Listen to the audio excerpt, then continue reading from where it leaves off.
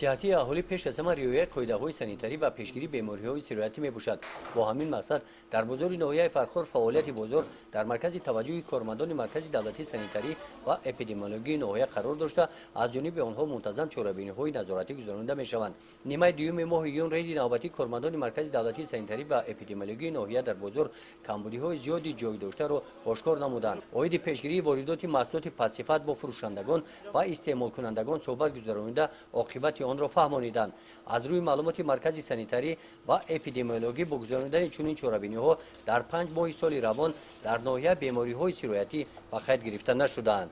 در نتیجه سنجش‌های مشترک و سنجش‌های پای در پای هر ماهه کارمندان مرکز 33 عدد پرونده‌های مأموری در پرونده‌های مأموری ترتیب داده شده. 5 عدد انشاءاتی که جوابگو نبودند به حالت سانیتاری از فعالیت بازداشت کرده شدند. این جهت‌ها را با این نوبت گرفتن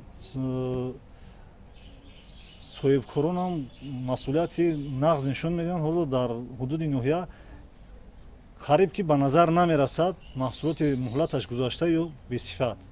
در نتیجه سنجش معین گردید که در بازار ناحیه برای سودای سبزوات، محصولات گوشتی و شیری متصدیان را لازم می‌آید که شرایط‌های مساعد نگهداری محصولات را فراهم آورند. در شرایط هوای گرم تابستان حالت سانیتاری بازار زیر نظارت دائمی قرار دارد.